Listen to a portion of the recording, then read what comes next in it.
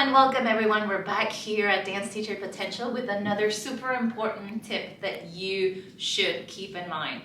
So we talk a lot to dance teachers about all the different tools that you need to manage a class in when you have a difficult student or a difficult situation or a student that runs a lot, and all the different things that you can do to manage the class so that then your class is successful and you can teach and the kids are happy and it's effective and you can continue with your teaching. We weren't going to have to end. Okay. But what happens when you've been teaching for many, many years or not, and you're trying all the different tools that you have in your tool bag and you still have a student that's having a lot of trouble?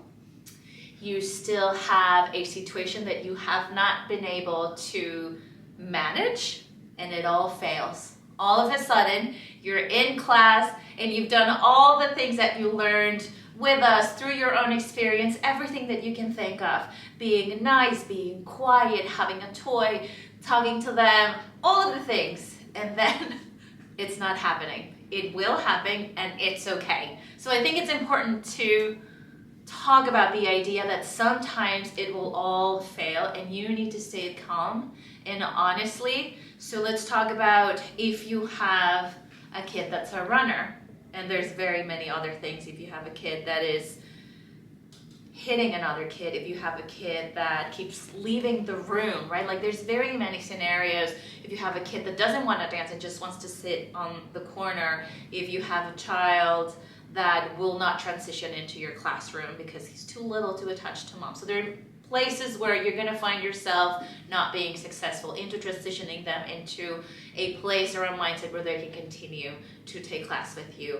And what you do is you calm and you let them be. And there's a few ways to do this successfully without distracting the rest of the group. Yes, you absolutely need to take a deep breath, know that it's going to be fine, and just let them do their own thing. And in their own time, they will eventually join you or they won't, and it still will be a successful class. Because I think if you spend all of your energy and your time in class and you're like, no, Clara, stop running, Clara, come to me, Clara, go back to your spot, Clara, it's not really beneficial for the other kids in your class who that you should be paying attention to, and it's not beneficial for your energy. And so if nothing is working, just let them be if they're not a distraction to the other kids, and all will be fine, right? Mm-hmm. Yeah. So let's talk about the little one who's not coming into the classroom and continues to cry, and you've tried gentle separation. The mom has been in the room for 5-10 classes. Like, you've done your work. The mom has done the work. At the end of the day, you're like, hey mom, maybe the little one is not ready. You know, you are doing a great job. I am trying and the little one's trying.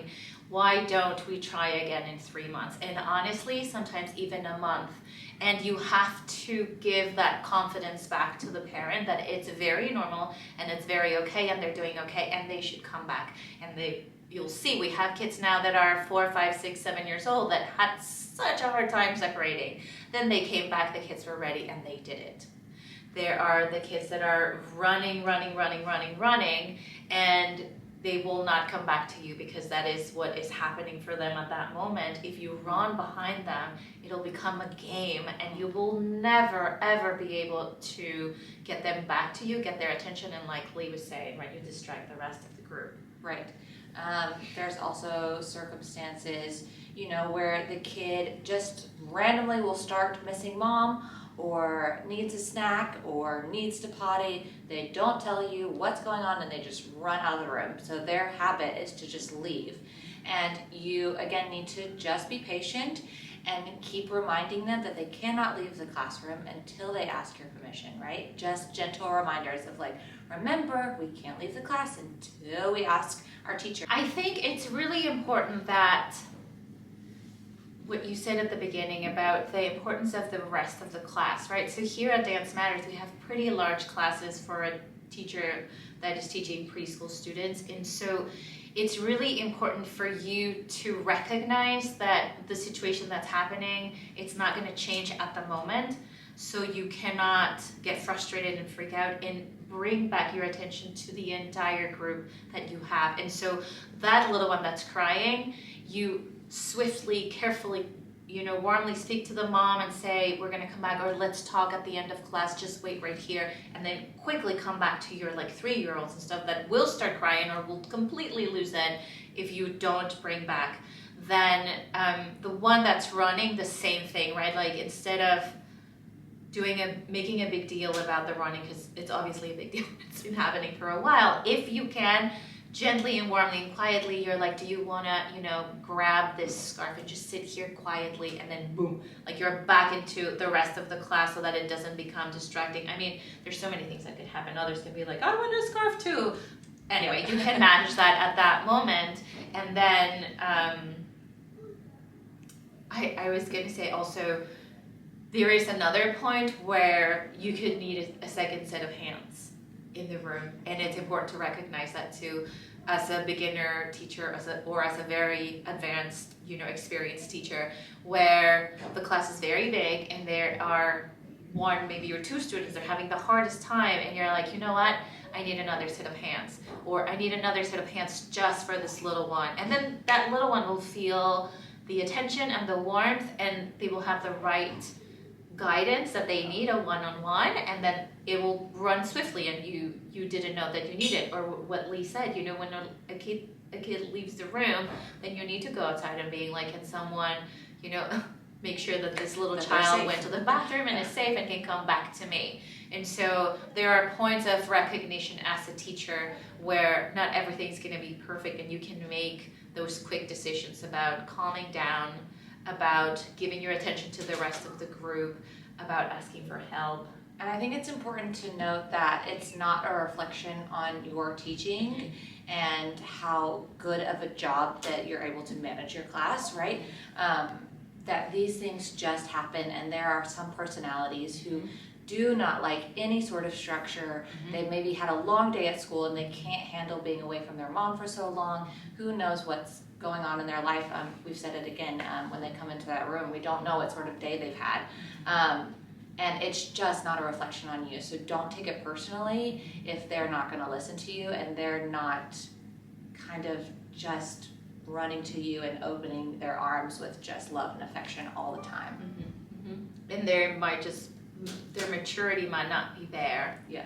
And then you'll see them next year and the student is doing brilliantly. So the same way as the baby couldn't separate from their parent, that 4 or 5-year-old that is running next year, they just need a little bit of time for the type of structure that we are hoping to get in the classroom. And then you see them in a few years and they're doing fantastic. Another thing that could happen, and this is like if the situation is where the student is being aggressive, if it's a little one that's biting, or if it's a young kid that's hitting, or if they're running and you don't know what's happening, sometimes we also go to the parents. And so when it's like this moment of like, let's ask for help, you can ask for help internally, right? Like as a teacher, you can be like, I have 15 students, I think I need an assistant in the room, and then you need guidance into how to guide an assistant in your room. And then sometimes you can talk to your studio manager, your director, and be like, can we please maybe get some feedback from the parents? And sometimes we're like, we're experiencing this in the classroom. Is there anything that you do at home that maybe we can transition into the classroom that would be helpful? And this has worked sometimes, not always. Or sometimes we start our own things that we think are going to be helpful for that, like a little process that this child, we're going to, try to help them to transition into having a better experience, and then helping them. Yeah, and I think it's important that if something major does happen in the classroom, you do kind of go to your director or your owner or manager, because at that moment you may be a little bit emotionally charged and you don't know what you're going to say to the parent or how you'll come across, and those situations are very fragile, right? You don't want to lose that student, you don't want to really upset the parent at all, so it's important that it's handled properly and through the right waters.